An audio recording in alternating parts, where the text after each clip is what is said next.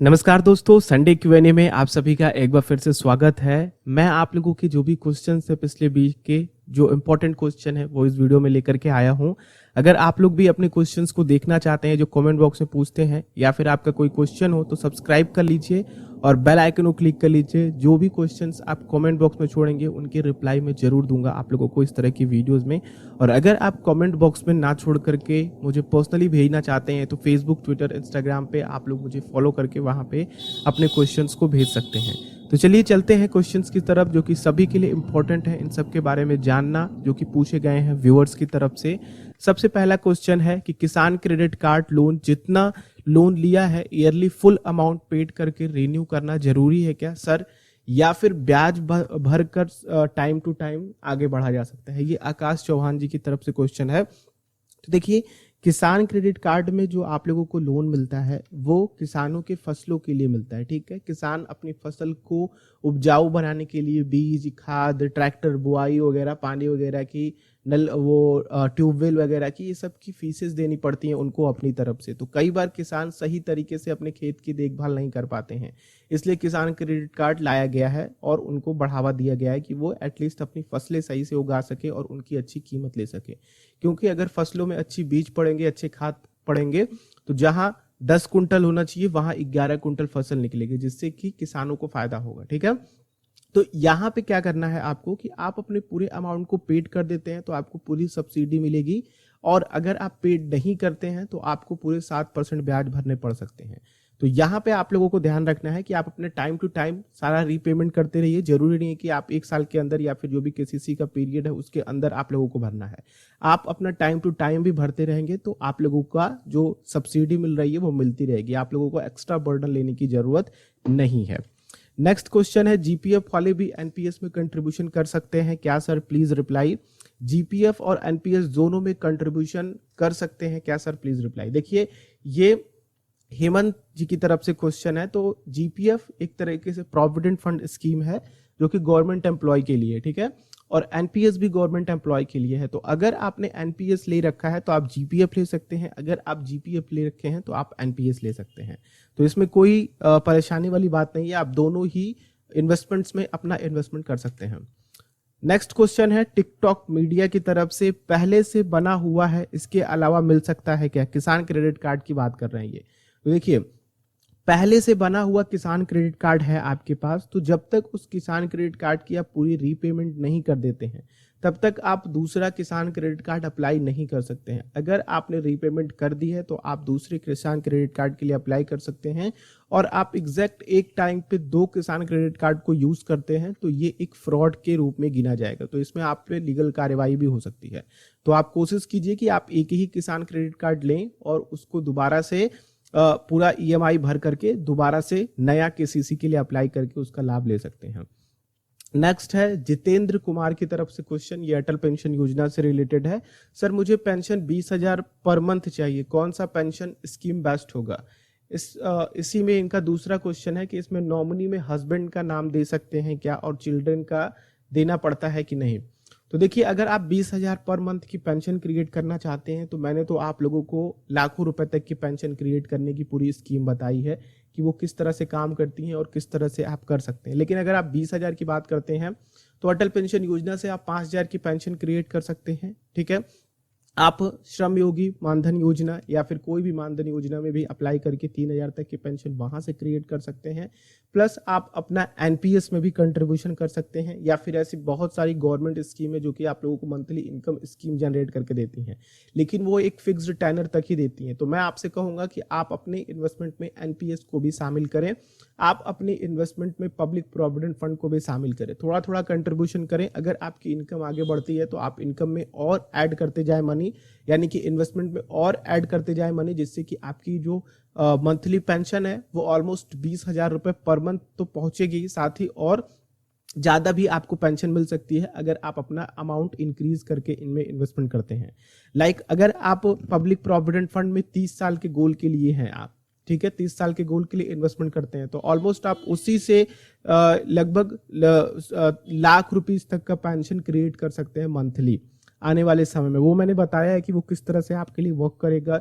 अटल pension योजना को भी यूज कर सकते हैं, उसमें आप अपनी जो 3,000 वाली मानधन योजनाएं चल रही हैं उसको भी यूज करके अपने लिए पेंशन क्रिएट कर सकते हैं। तो ये बिल्कुल सेफ एंड सिक्योर तरीके से आपका एक फिक्स्ड पेंशन इतना बन सकता है। नेक्स्ट इनका क्वेश्चन है कि अटल पेंशन योजना में इसमें नॉमिनी में हस्बैंड का नाम दे सकते हैं क्या और चिल्ड्रन का देना पड़ता है कि नहीं। इनके कहने का मतलब यही है। तो आप नॉमिनी स्पाउस को बना सकते हैं, इसमें कोई दिक्कत नहीं है। आप अपने बच्चे के डिटेल तो देंगे ही, क्योंकि अगर आपके नॉमिनी के आपके बाद स्पाउस अगर ना होते हैं तो आपके बच्चे ही उनका पूरा काराधार करेंगे, ठीक है। तो आपको थोड़ी बहुत डिटेल तो देनी पड़ेगी और मैं आपको कहूंगा कि आप अपनी पत्नी को स्पाउस के रूप में दिखाएं और अपने बच्चों को नॉमिनी के रूप में इसमें स्टैब्लिश करें। नेक्स्ट क्वेश्चन है कि अगर एपीवाई एनपीएस से पहले लिया हो तो दोनों चालू रहेगा, क्योंकि जिस टाइम एपीवाई लिया था उस टाइम एप्लीकेबल थे। तो जी हाँ, आप दोनों एनपीएस और एपीवाई दोनों लेकर के चल सकते हैं आगे, कोई दिक्कत नहीं है। नेक्स्ट है कि जिया भट्ट की तरफ से क्वेश्चन है ये, सर प्लीज मुझे ये कंफर्म कीजिए कि Uttar Pradesh student credit card बनाता है कि नहीं। देखिए 2018 में एक न्यूज आई थी कि स्टूडेंट क्रेडिट कार्ड मिलता है, गवर्नमेंट की तरफ से स्कीम चल रही है यूपी में, लेकिन ऐसा कुछ नहीं हुआ था, ठीक है। गवर्नमेंट ने स्टूडेंट क्रेडिट कार्ड नहीं दिया, लेकिन कई सारे बैंक्स हैं जैसे कि एसबीआई हो गया और कैनरा हो गया, ये स्टूडेंट्स के लिए कई सारी स्कीम्स लेकर के आती हैं, like credit card, student credit card type की। तो आप एक बार उनसे विजिट करके इसके बारे में जरूर जानकारी लें। बाकी अगर आपकी डिमांड होगी तो मैं इसके रिलेटेड एक डिटेल वीडियो भी बना दूंगा। तो आप मुझे इसके कमेंट बॉक्स में, अगर आप ये वीडियो देख रही हैं, छोड़ दीजिएगा, तो मैं एक डिटेल वीडियो इसके लिए बना दूंगा। बाकी स्टूडेंट क्रेडिट कार्ड बिहार से शुरुआत हुई थी और ये काफी अच्छी योजना रही है, काफी सक्सेसफुल, और काफी स्टूडेंट ने इसका लाभ भी लिया है। नेक्स्ट है उदय भान की तरफ से क्वेश्चन है ये, तो दोनों प्लान में कौन बेटर है। एक्चुअली इनका क्वेश्चन है एपीवाई और एनपीएस में। तो देखिए दोनों प्लान में मैं कहूंगा कि एनपीएस बेटर है, क्योंकि इसमें आप लोगों को थोड़ा सा इक्विटी एक्सपोजर मिलता है, लेकिन एपीवाई की अगर बात करते हैं तो इसमें 1,000 से 5,000 की एक फिक्स्ड पेंशन आप लोगों को मिलती है, ठीक है। तो इन दोनों में पहले तो कंपैरिजन नहीं बनता है, हाँ। लेकिन अगर आप ये सोच रहे हैं कि मुझे फिक्स्ड पेंशन चाहिए, 5,000 की ही केवल पेंशन चाहिए, मुझे 3,000 की ही केवल पेंशन चाहिए, उससे ज्यादा की नहीं चाहिए या फिर उससे कम की नहीं चाहिए, तो आप एपीवाई के साथ जा सकते हैं। यहाँ पे एनपीएस में वही लोग आए जिनके पास अभी काफी लंबा समय है अपने पेंशन, अपने रिटायरमेंट के लिए, लाइक 20, 25, 30 साल, 40 साल है, वही एनपीएस के साथ आए, उनको अच्छी खासी पेंशन यहाँ से क्रिएट होगी। मैं बता दूं आप लोगों को, जितना कंट्रीब्यूशन आप एपीवाई में करेंगे, अगर उतना ही कंट्रीब्यूशन अगर एनपीएस में करते हैं तो आप लोगों को एपीवाई से अच्छी पेंशन मिलेगी, लेकिन अभी नहीं, लॉन्ग टर्म में, ठीक है। लॉन्ग टर्म्स यानी कि 25, 30, 40 साल के गोल्स में, ठीक है। क्या अटल और एनपीएस दोनों खुल सकता है? जी हाँ, आप दोनों खोल सकते हैं। नेक्स्ट क्वेश्चन है महेश्वर तिवारी की तरफ से, फास्ट इंफॉर्मेशन वीडियो अच्छी है, more profitable senior citizen saving scheme और प्रधानमंत्री वय वंदना योजना। तो देखिए, एक एलआईसी की तरफ से चल रही है, एक पोस्ट ऑफिस की तरफ से चल रही है, तो आप जहां पे सुविधाजनक समझे वहां पे ले सकते हैं। एक चीज मैं आपको बताना चाहूंगा, जो लोग सीनियर सिटीजन सेविंग स्कीम और प्रधानमंत्री वय वंदना योजना में कंफ्यूज हैं, कि सीनियर सिटीजन सेविंग स्कीम में 3 महीने पे चेंजेस हो सकते हैं, ठीक है। 3 महीने पे ब्याज दरें चेंजेस हो सकते हैं। तो थोड़ी सी अगर आप लोग फ्लेक्सिबिलिटी चाहते हैं रेट ऑफ इंटरेस्ट में, तो आप लोग सीनियर सिटीजन सेविंग स्कीम को चूज कर सकते हैं, ठीक है। अगर आप लोग 1 साल के लिए बिल्कुल फिक्स्ड इंटरेस्ट चाहते हैं तो प्रधानमंत्री वय वंदना योजना को चूज कर सकते हैं, क्योंकि 1 साल में हर फाइनेंशियल ईयर के शुरुआत में प्रधानमंत्री वय वंदना योजना में भी इसकी अपडेट्स होती हैं कि इस पे कितनी इंटरेस्ट रेट्स मिलेंगी। बाकी अगर प्रॉफिटेबिलिटी की बात करें तो प्रॉफिटेबिलिटी दोनों ही अपनी जगह पे बढ़िया है। बाकी अगर आप लोग दोनों ही ले सकते हैं तो दोनों ही लीजिए। बाकी मेरी फर्स्ट प्रायोरिटी जो रहेगी वो रहेगी सीनियर सिटीजन सेविंग स्कीम से। अगर हम लोग लॉन्ग टर्म्स की बात करते हैं तो लॉन्ग टर्म के लिए प्रधानमंत्री वय वंदना योजना, ये दोनों अपनी अपनी जगह पे सही है। शॉर्ट टर्म के लिए आप लोग सीनियर सिटीजन चूज कीजिए, लॉन्ग टर्म के लिए प्रधानमंत्री वय वंदना योजना चूज कीजिए। नेक्स्ट क्वेश्चन है नलिनी शर्मा की तरफ से, I have invested in blue chip fund and it is now 10,000 rupees less than the amount investment that is out of 73,000 and now current account having balance 68,000, I think 63,000। हाँ, नीचे इन्होंने mention भी किया है कि 63,000, then suggest me what to do. देखिए, अगर आप इस समय के मार्केट की बात करती हैं तो ये लॉस तो मैं कहूंगा कि बहुत बुरी चीज है। लॉस को देखना, लॉस को झेलना बहुत ही दुखदाई होता है। और ये एक मीठा कष्ट होता है कि हम कुछ कर भी नहीं सकते हैं, ठीक है, क्योंकि हमारे पैसे वो गायब हो चुके हैं, उस हिसाब से हमारे पैसे है ही नहीं जितने हमने इन्वेस्टमेंट किया था। तो देखिए, जब भी आपकी सिप या फिर अगर आप लोगों का लमसम नेगेटिव रिटर्न दे, तो सबसे पहली चीज तो आपको ये करनी है कि फंड के फंडामेंटल को देखना है आपको, कि वो फंड का फंडामेंटल कैसा है, उसका अल्फा कैसा है, उसका बीटा कैसा है, उसके फंड के फंड मैनेजर कौन है, हाल ही में कौन से चेंजेस किए गए हैं, फंड के पिछले रिटर्न कैसे हैं, और इस समय की वोलेटाइल मार्केट में फंड ने किस तरह की परफॉर्मेंस दी हुई है। तो अगर आपको इतना नुकसान दिखा रहा है तो अप्रॉक्स सभी इन्वेस्टर्स को इतने नुकसान दिखा रहे हैं, क्योंकि मार्केट इतना ज्यादा वोलेटाइल है कोरोना वायरस की वजह से कि एक पॉजिटिव न्यूज आपको 2 दिन में ही ये 10,000 का लॉस रिकवर कर सकती है, ठीक है। एक नेगेटिव न्यूज आपके और 10,000 लॉस ऐड कर सकती है।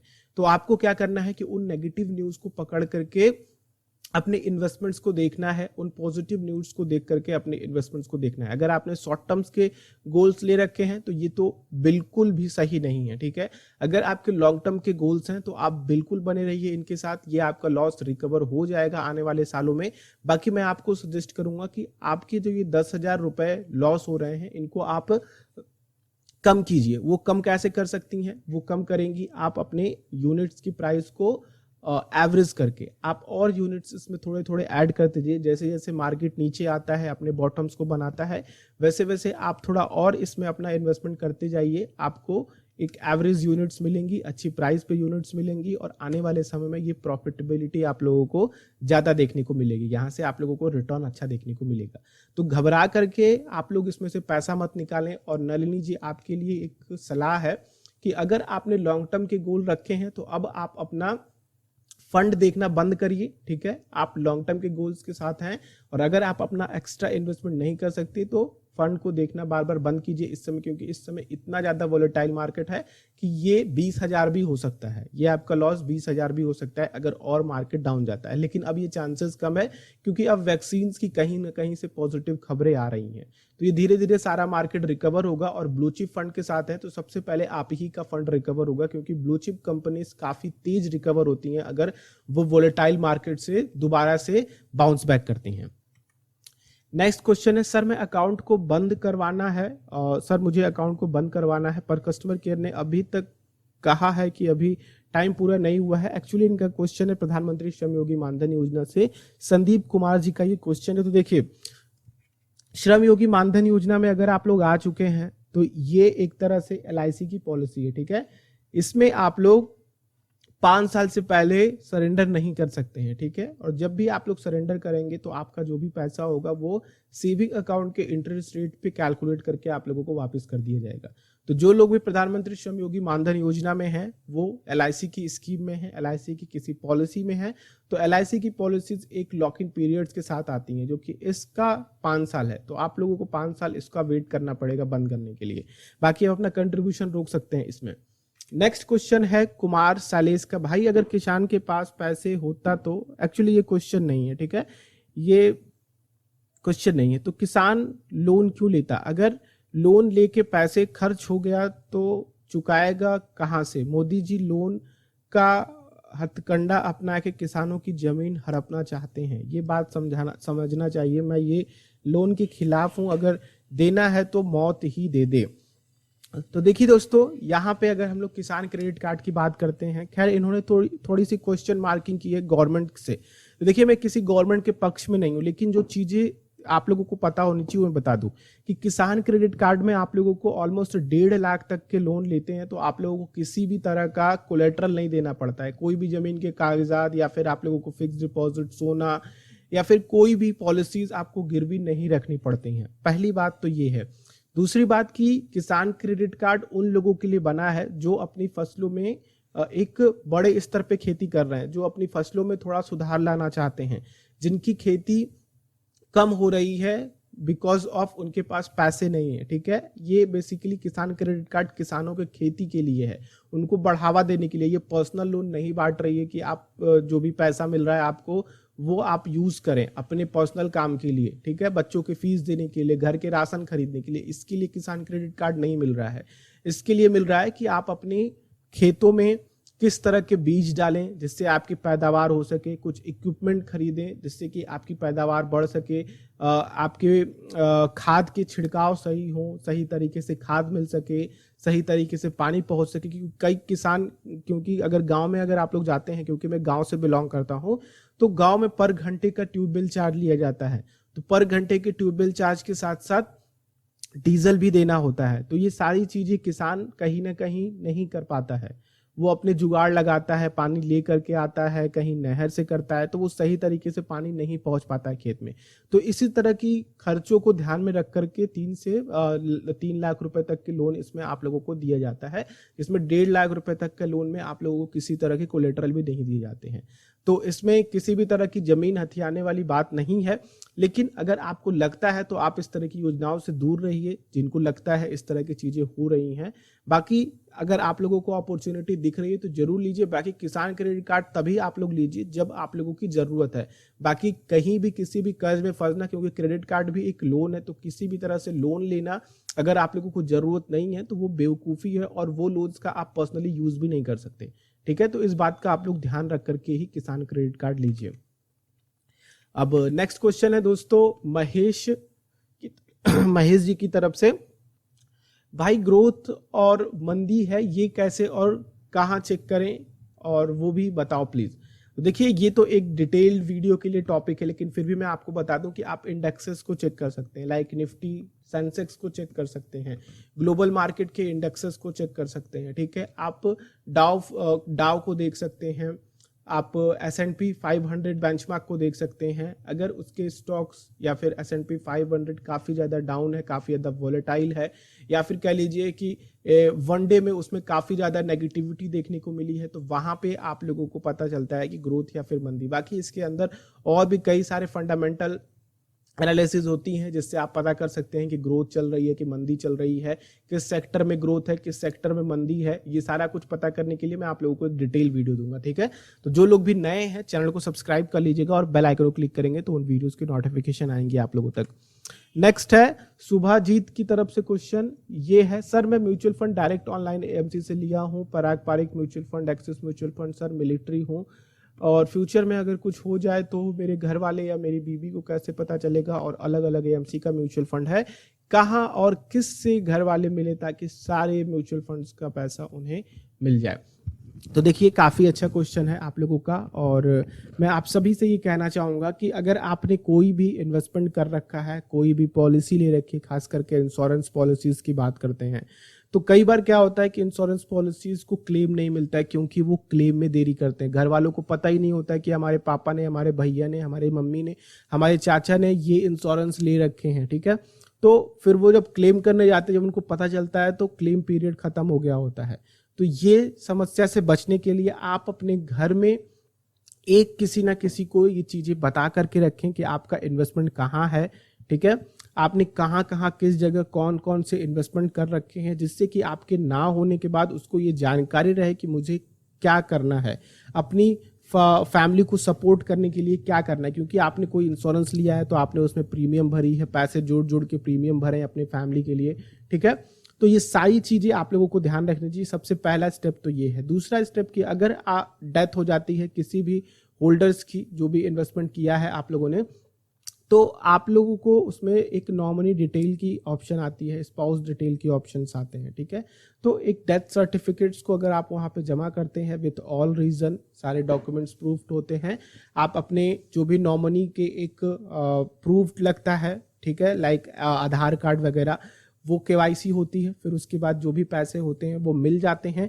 या फिर अगर हम लोग म्यूचुअल फंड्स की बात करते हैं तो म्यूचुअल फंड्स में अगर आपने इन्वेस्टमेंट किया है और पैसों की ज़रूरत नहीं है तो उनको विड्रॉ करने का कोई मतलब नहीं है। तो इससे होता क्या है कि वो सारे म्यूचुअल फंड्स दूसरे बंदे पे ट्रांसफ़र हो जाते हैं, नॉमिनी पे ट्रांसफ़र हो जाते हैं, जिससे कि उसको सारे रिटर्न्स मिलते हैं अभी भी, और वो अपनी तरफ से कंट्रीब्यूशन जारी भी कर सकता है। ठीक है, तो इस तरह से वो पैसा ले सकते हैं। बाकी आप लोगों से एक रिक्वेस्ट है कि आप लोग अगर अपना कहीं इन्वेस्टमेंट कर रहे हैं तो अपनी पत्नी को या फिर अपने बच्चों को इन चीज़ों के बारे में बता करके रखें कि आपने कहाँ कहाँ इन्वेस्टमेंट किया है और वो किस तरह से क्लेम कर सकते हैं। और अगर आप लोगों ने कोई पॉलिसीज ले रखी है तो आप एजेंट से उनको जरूर मिलाएं। ठीक है, तो एजेंट्स उनकी मदद करेंगे और उनको पता भी होगा कि वो किस तरह से क्लेम ले सकते हैं। तो बस दोस्तों आज की वीडियो में इतना ही है। आपके जो भी क्वेश्चंस हो इसके बियॉन्ड आप मुझसे पूछ सकते हैं। मैं अगली Q&A वीडियो में उसको जरूर रखूंगा।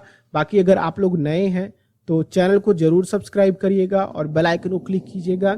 और अगर आप लोग अपने क्वेश्चंस को पूछना चाहते हैं तो फेसबुक, ट्विटर, इंस्टाग्राम पे मुझे फॉलो करके आप अपने क्वेश्चन को वहां पे छोड़ सकते हैं।